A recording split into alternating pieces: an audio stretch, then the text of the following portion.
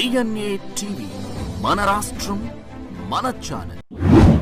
నమస్కారం. ఈనాటి వార్తా విశేషాలు. ఆంధ్రప్రదేశ్ ముఖ్యమంత్రి చంద్రబాబు ఒక నిజమైన జాతీయవాది అని, అదే సమయంలో రాష్ట్ర అభివృద్ధికి అత్యంత ప్రాధాన్యత ఇస్తారని భారత ఉపరాష్ట్రపతి సిపి రాధాకృష్ణన్ కొనియాడారు.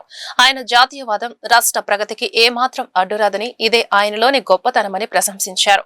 ఏలూరు జిల్లా ముసునూరులో జరిగిన non GMO high expansion popcorn hybrid విత్తన ఆవిష్కరణ కార్యక్రమానికి ఆయన ముఖ్య అతిథిగా హాజరయ్యారు. ఈ సందర్భంగా ఏర్పాటు చేసిన సభలో మాట్లాడుతూ చంద్రబాబు పాలన దక్షతపై ప్రశంసల జల్లు కురిపించారు. ముసునూరు గ్రామాన్ని ఒక విజయగాథగా తీర్చిదిద్దినందుకు ముఖ్యమంత్రి చంద్రబాబుకు హృదయపూర్వక అభినందనలు తెలిపారు. ఈ కార్యక్రమం తనకు వ్యక్తిగతంగా ఎంతో ప్రత్యేకమైందని, ఎందుకంటే ఇది భారతీయ రైతుల పురోగతికి సంబంధించినదని ఉపరాష్ట్రపతి అన్నారు. About the remarkable achievements of Sri Patabi Garu in the corn industry. I was deeply impressed by his inspiring journey of entrepreneurship, and I wrote to him expressing my appreciation for his achievement for taking one single farming product and marketing it. Patabi Garu later called on me and presented me with some popcorn. There is an interesting coincidence. Even Sri Patabi Garu may not be aware of it.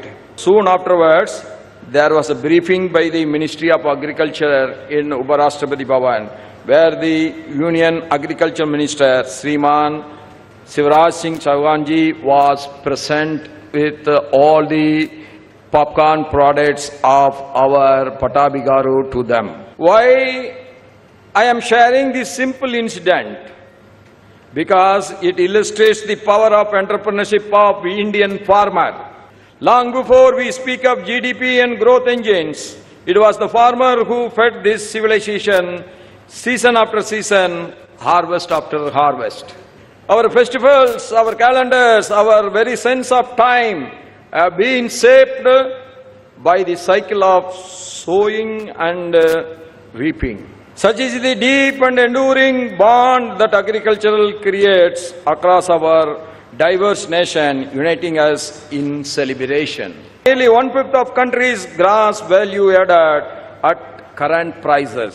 It employs approximately 46.1% of the workforce and supports close to 55% of the entire population. In the agriculture year of 2024-25, Bharat has recorded food grain output of over 350 million metric tons, marking an increase of over 25 million metric tons over the preceding year. I appreciate both the state and the central governments for their various schemes for safeguarding the interest of farmers, like PM Kisan Samman Nidhi, PM Fasal Bima Yojana, Kishan Credit Card schemes and many others. వ్యవసాయాన్ని కేవలం జీవనోపాధిగా కాకుండా ఒక ఆర్థిక శక్తిగా చూడాలని, రైతులను పారిశ్రామికవేత్తలుగా మార్చాలన్నదే తమ ప్రభుత్వ విధానమని ముఖ్యమంత్రి చంద్రబాబు స్పష్టం చేశారు. దేశంలోనే మొట్టమొదటి నాన్ జిఎంఓ పాప్కార్న్ హైబ్రిడ్ విత్తనాన్ని అభివృద్ధి చేసిన గౌర్నే పాప్కార్నికా సంస్థ ఒక వినూత్న విప్లవానికి శ్రీకారం చుట్టిందని ఆయన కొనియాడారు. ఉపరాష్ట్రపతి సిపి రాధాకృష్ణన్తో కలిసి నూజివీడు సమీపంలోని ముసునూరులో జరిగిన గౌర్మే సంస్థ కార్యక్రమంలో పాల్గొన్న చంద్రబాబు కొత్త రకం పాప్కార్న్ సీడ్ ను ఆవిష్కరించారు. సంస్థ విజయగాథను స్ఫూర్తిగా తీసుకుని రాష్ట్రంలో ఫుడ్ ప్రాసెసింగ్ రంగాన్ని ఉన్నత స్థాయికి తీసుకెళ్తామని ఆయన ఉద్ఘాటించారు. గౌర్మే సంస్థ చూపిన అవుట్ ఆఫ్ బాక్స్ ఆలోచన విధానం రాష్ట్రంలోని యువతకు స్ఫూర్తిదాయకమని, ఇలాంటి వినూత్న స్టార్టప్లకు ప్రభుత్వం అన్ని విధాల అండగా ఉంటుందని హామీ ఇచ్చారు. అమిత్ షా గారి నాయకత్వంలో అయింది. అక్కడ ప్రపోజల్స్ పెట్టాం. 5 నదుల్ని కలిపే పరిస్థితుంది. గోదావరి, కృష్ణ, తుంగభద్ర, అదే సమయంలో పెన్నా, అదే సమయంలో కావేరి. ఈ 5 నదులు కలపగలిగితే 4 రాష్ట్రాల్లో సమస్య పరిష్కారం అవుతుంది. నీళ్లు తీసుకుపోవడమే కాదు, దీనివల్ల కష్టకాలంలో ఇది ఒక స్టెబిలైజర్గా స్థిరీకరణ చేసే అవకాశం వస్తుంది. వారు తొందరలోనే దీనికి ఒక కార్యాచరణ తయారు చేస్తాను కూడా హామీ ఇచ్చారు. ఎందుకంటే ఒక్కసారి గోదావరి, కావేరి పూర్తి చేసి ఆ తర్వాత గోదావరి మహానది పూర్తి చేసి అక్కడి నుంచి మహానది గంగా పూర్తి చేసి ఆ తర్వాత గంగా బ్రహ్మపుత్ర పూర్తి చేసుకుంటే సైమల్టేనియస్ కానీ 1 by 1 పూర్తి చేసిన ఈరోజు కొన్ని వేల టీఎంసీ నీళ్లు గంగా నుంచి సముద్రంలోకి పోతున్నాయి, గోదావరి నుంచి సముద్రానికి పోతున్నాయి. ఈ నీళ్లన్నీ మనం ఉపయోగించుకోగలిగితే ఇంకా దేశానికి తిరుగు లేదు, దేశ భవిష్యత్తు అన్స్టాపబుల్ అని చెప్పి మరొకసారి మీ అందరికీ విజ్ఞప్తి చేస్తున్నాను. ఈ సమస్యని ముందుకు తీసుకుపోతున్నటువంటి ఉపరాష్ట్రపతి గారిని మనస్ఫూర్తిగా అభినందిస్తున్నాం. అలాగే గోర్మే సంస్థ మరిన్ని విజయాలు సాధించాలని మీరు చేసింది ఒక వినూత్నమైన కార్యక్రమం. ఇది అవుట్ ఆఫ్ బాక్స్ థింకింగ్. దీనికి అభినందిస్తున్నాను. మీరు ఒక స్ఫూర్తినిచ్చారు. రాష్ట్రంలో ఉండి ఎవరైతే చదువుకున్న వ్యక్తులు ఉన్నారో ఆలోచనలు మారాలి. ఉద్యోగం వల్లనే ఆదాయం వస్తుంది కాకుండా మీరే 10 మందికి ఉద్యోగాలు ఇచ్చే పరిస్థితి రావాలన్న అభిమతం. మీరు చేసే ప్రతి ఒక్క పనికి ఈ ప్రభుత్వం పూర్తిగా సహకరిస్తుంది. భవిష్యత్ అంతా కూడా స్టార్టప్లు, ఇన్నోవేషన్, ఇంకో పక్కన పెద్ద ఎత్తున క్రియేటివిటీ అని చెప్పి తెలియజేసుకుంటూ అవన్నీ కలిపి స్ఫూర్తిని నింపినటువంటి పట్టాభి రామారావు గారిని, ఈ సంస్థ గోర్మే సంస్థని ప్రజా సమస్యల పరిష్కారంపై ముఖ్యమంత్రి చంద్రబాబు నాయుడు ప్రత్యేక దృష్టి పెట్టారని మంత్రి నారాయణ అన్నారు. గ్రీవెన్స్ లో వచ్చిన సమస్యను ముఖ్యమంత్రి దృష్టికి తీసుకెళ్లి సంబంధిత రెవెన్యూ మంత్రితో మాట్లాడి పరిష్కరించాలని ఆదేశాలు ఇచ్చామని, టీడీపీ కార్యాలయం కేవలం పార్టీ కార్యక్రమాలకే పరిమితం కాకుండా ప్రజల సమస్యలు విని పరిష్కారం చూపించే వేదికగా పనిచేస్తుందన్నారు. రాష్ట్రంలో ఏ మూలన సమస్య ఉన్నా ప్రభుత్వం దృష్టికి తీసుకెళ్లి పరిష్కరించడమే కూటమి ప్రభుత్వ లక్ష్యమని మంత్రి తెలిపారు. గుంటూరు జిల్లాలోని మంగళగిరి టీడీపీ కార్యాలయంలో సోమవారం నిర్వహించిన గ్రీవెన్స్ కార్యక్రమంలో మున్సిపల్ పరిపాలన, పట్టణ అభివృద్ధి శాఖ మంత్రి పొంగూరు నారాయణ ప్రజల నుంచి నేరుగా అర్జీలు స్వీకరించారు. రెవెన్యూ, పోలీస్, భూ సమస్యలకు సంబంధించిన ఫిర్యాదులే అధికంగా వచ్చాయని మంత్రి తెలిపారు. ముఖ్యంగా భూ సమస్యలు, రెవెన్యూ శాఖలో పెండింగ్ లో ఉన్న అంశాలతో ప్రజలు ఇబ్బందులు పడుతున్నారని పేర్కొన్నారు. ప్రభుత్వ కార్యాలయాల చుట్టూ తిరగాల్సిన అవసరం లేకుండా పార్టీ గ్రీవెన్స్ ద్వారా ప్రజల సమస్యలను సంబంధిత అధికారుల దృష్టికి తీసుకెళ్తున్నామని చెప్పారు. వచ్చిన ప్రతి అర్జీని నమోదు చేసి సమస్య పరిష్కారమయ్యే వరకు ఫాలోఅప్ చేయడం తమ బాధ్యతగా భావిస్తున్నామని స్పష్టం చేశారు. ప్రజల సమస్యలను మంత్రులు, ప్రజా ప్రతినిధులు నేరుగా స్వీకరించి పరిష్కరించే విధంగా గ్రీవెన్స్ వ్యవస్థ కొనసాగుతుంది. మంత్రి నారా లోకేష్ సైతం ప్రజల సమస్యలను ఎప్పటికప్పుడు తెలుసుకుని పరిష్కారానికి చర్యలు తీసుకుంటున్నారు.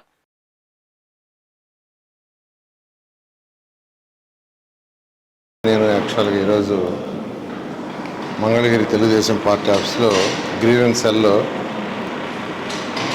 ఈరోజు కూర్చోవటం, ఎవరైతే వారి యొక్క సమస్యల కోసం ఇక్కడికి రావటం, వాళ్ళందరి దగ్గర ఈరోజు వినతులు తీసుకోవడం జరిగింది. దాదాపు 84 మంది ఇప్పుడు వరకు వచ్చారు. 84 మంది.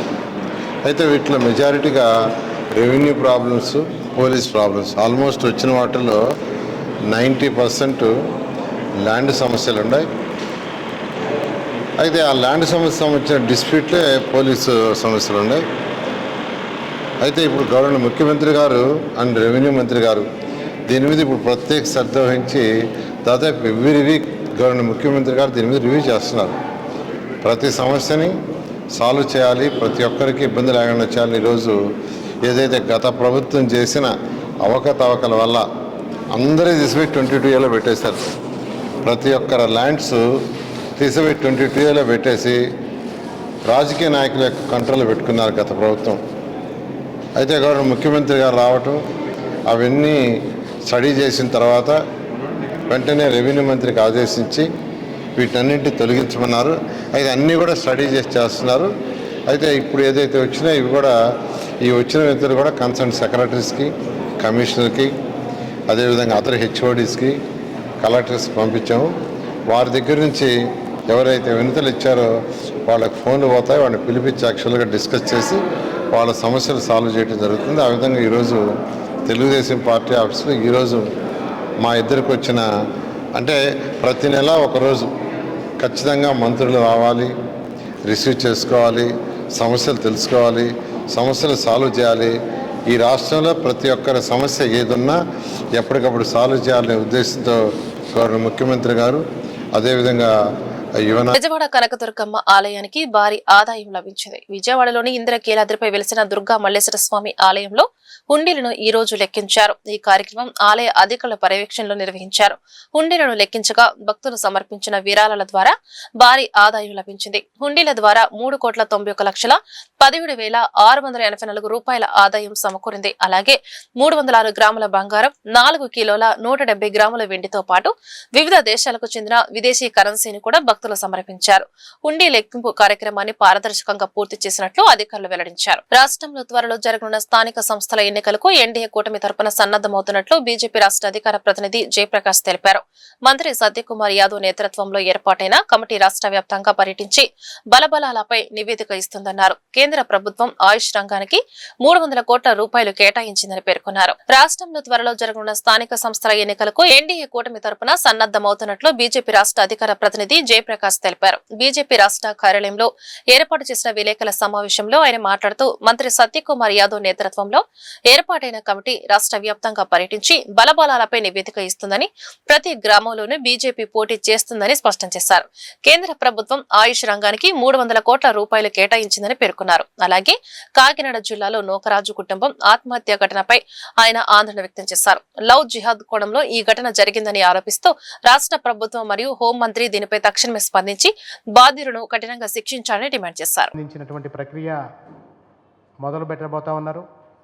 రాష్ట్ర ఎన్నికల కమిషన్ అన్నింటికి సంబంధించినటువంటి స్థానిక సంస్థల ఎన్నికలు నిర్వహించాలి అని చెప్పి ఒక నిర్ణయానికి రావడం, రాబోయేటటువంటి కొద్ది కాలంలోనే స్థానిక సంస్థల ఎన్నికలకు సంబంధించినటువంటి నోటిఫికేషన్ కూడా వస్తుందని ఆశిస్తూ ఉన్నాం.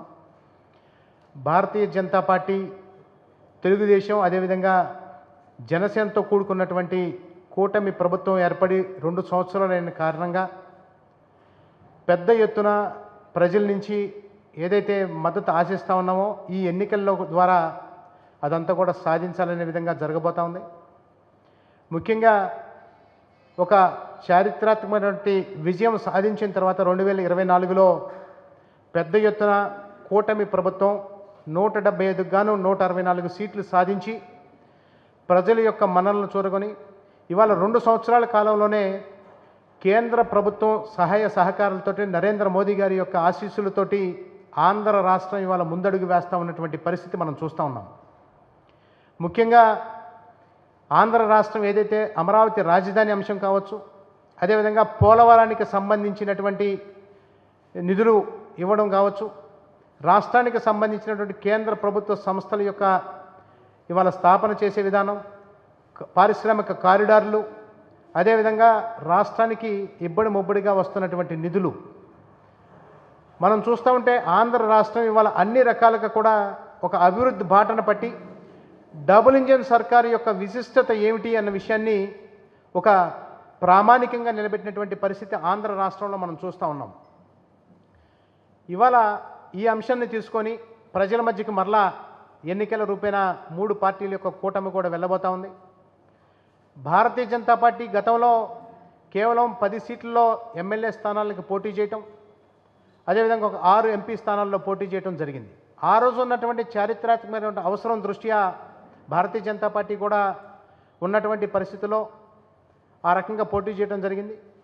ఇవాళ రాష్ట్ర పార్టీ, కేంద్ర పార్టీ సూచన మేరకు భారతీయ జనతా పార్టీ ప్రతి ప్రాంతంలోనూ కూడా అవకాశం ఉన్న ప్రతి చోట కూడా పోటీ చేయాలి, కూటమి ధర్మాన్ని పాటిస్తూ పోటీకి వెళ్ళాలి అని చెప్పి ఒక నిర్ణయం తీసుకోవడం జరిగింది.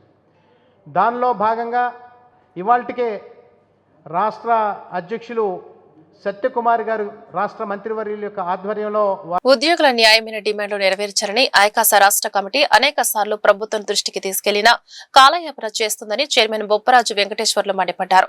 ఉద్యోగుల హక్కులు, ఆత్మాభిమానం, భవిష్యత్తు ప్రయోజనాల పరిరక్షణకు ఉద్యమించక తప్పని పరిస్థితిని ప్రభుత్వమే కల్పించిందని తెలిపారు. ఈ నెల 28న నిర్వహించే సదస్సులో ఉద్యోగుల సమస్యలపై సమగ్రంగా చర్చిస్తామని, ఈ సదస్సులో ఉద్యోగులు పాల్గొని జయప్రదం చేయాలని కోరారు. ఈ నెల 28న విజయవాడలో రాష్ట్ర స్థాయి సదస్సు నిర్వహించనున్నట్లు AP JAC Amaravati chairman Bopparaju Venkateswarlu వెల్లడించారు.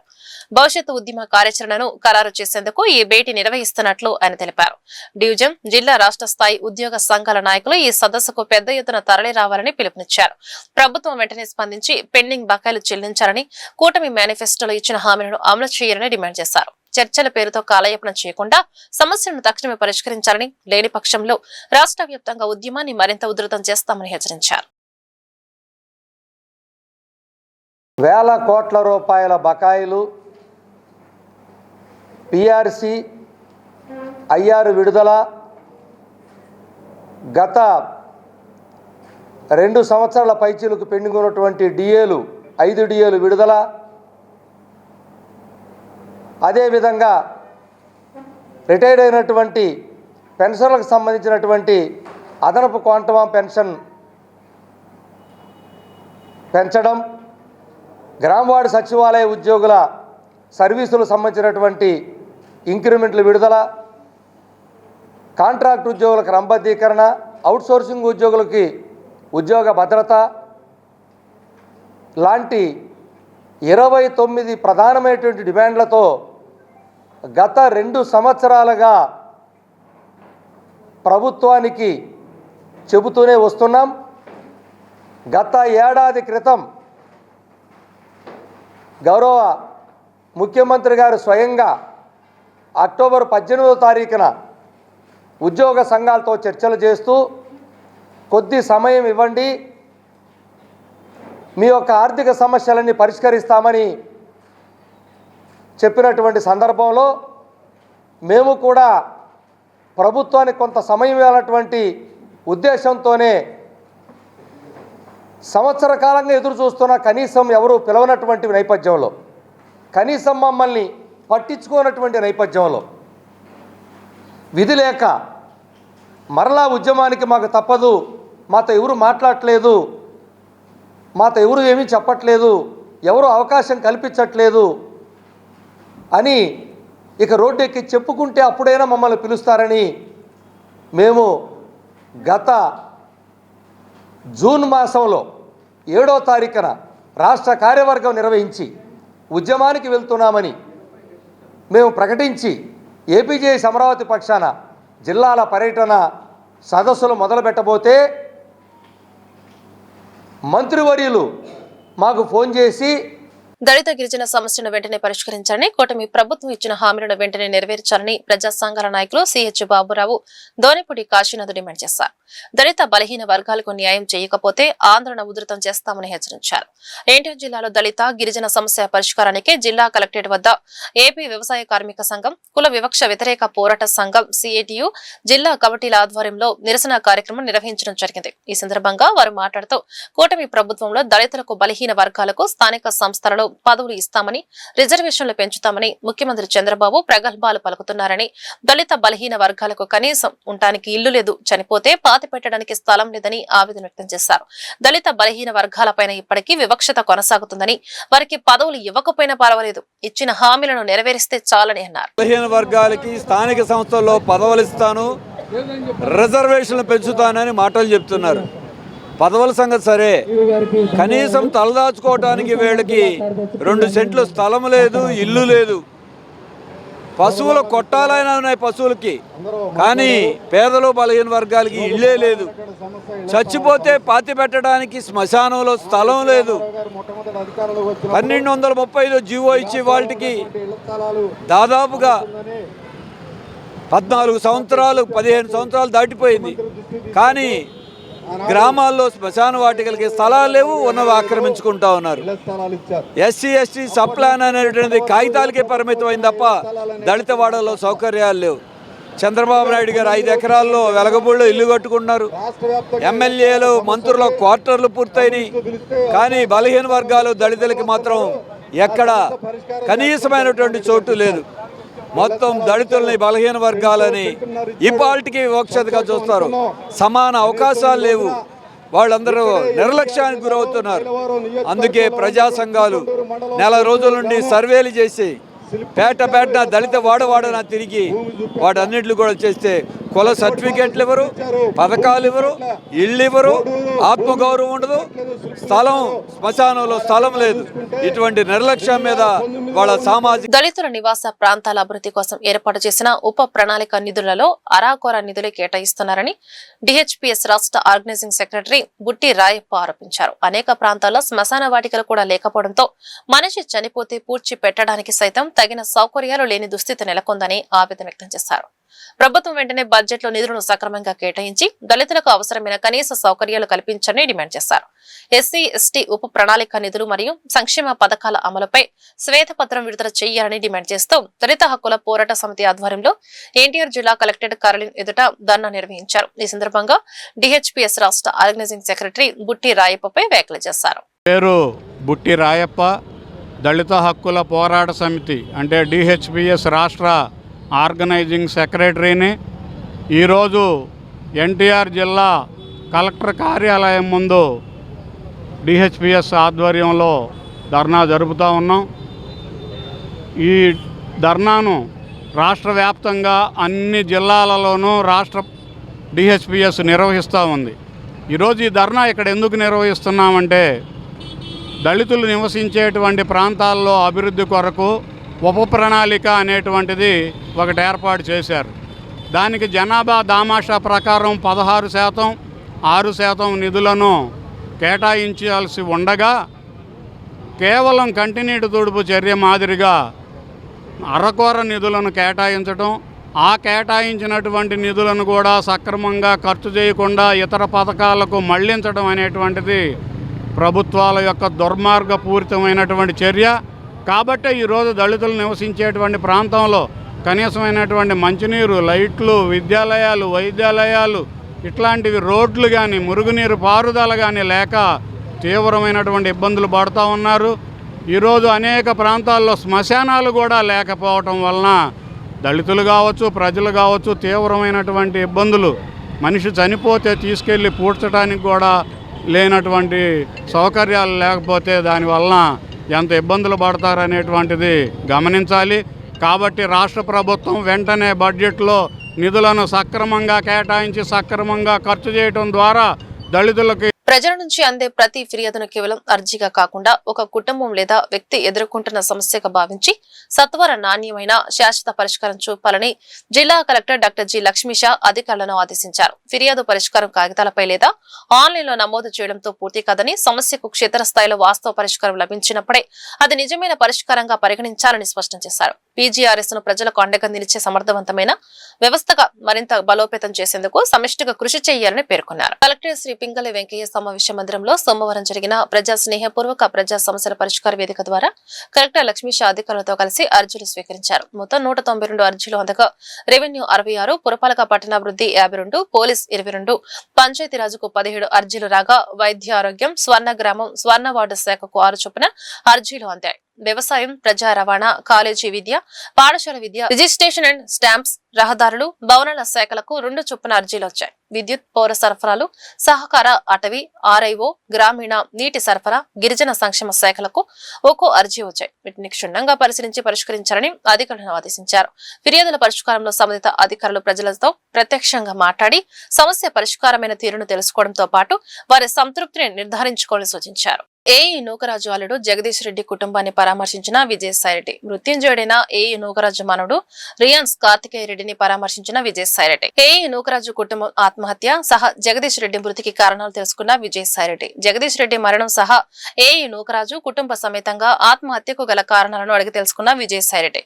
సాదిక్ పై తీవ్ర ఆరోపణలు, బాధిత కుటుంబాలకు న్యాయం చేయాలి, ఆస్తుల బదలాయింపులు, బెదిరింపులపై విచారణ జరపాలి.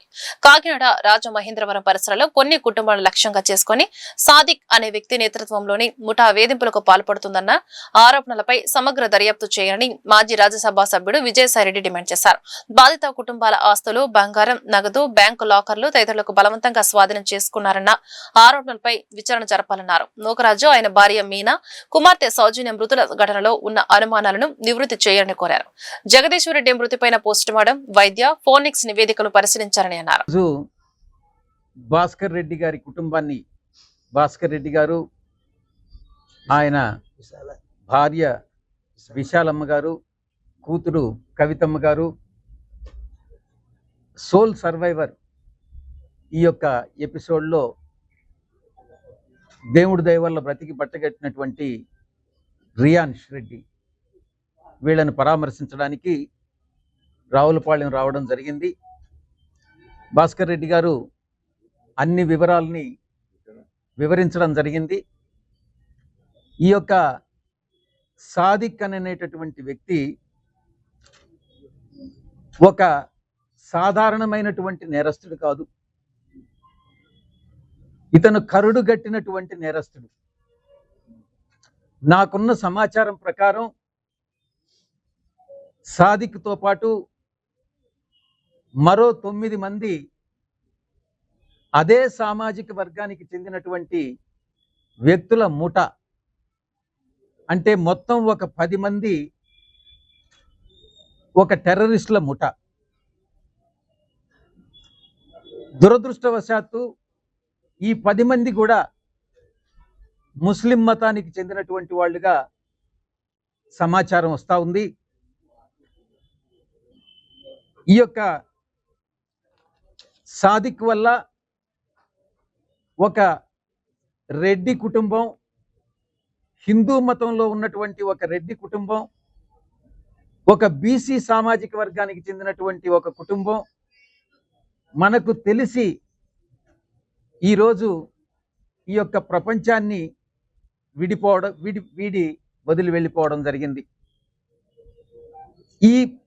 ఈ యొక్క కుటుంబం కాకుండా ఈ సాదిక్ నేతృత్వంలో ఉన్నటువంటి ముఠ 10 మంది ముఠ కాకినాడ పరిసర ప్రాంతాల్లో ఉన్నటువంటి ఒక 15 కుటుంబాలని ఇదే విధంగా వేధించి ఈ యొక్క హిందూ మతానికి చెందినటువంటి మహిళలందరినీ కూడా వాళ్ళ ఆస్తులు, ఆ కుటుంబంలో ఉన్నటువంటి ఆస్తులను లాక్కోవడం, వాళ్ళని మత మార్పిడికి కోసం ప్రయత్నించడం, ఇదంతా కూడా సమాచారం మనకు అందుతా ఉంది. కానీ పోలీసు వ్యవస్థ నుంచి ఇప్పటి వరకు కూడా ఈ యొక్క కుటుంబానికి, అంటే నూకరాజు గారి కుటుంబానికి, నూకరాజు గారి భార్య ఈ వార్తలు ఇంతటితో సమాప్తం. నమస్కారం.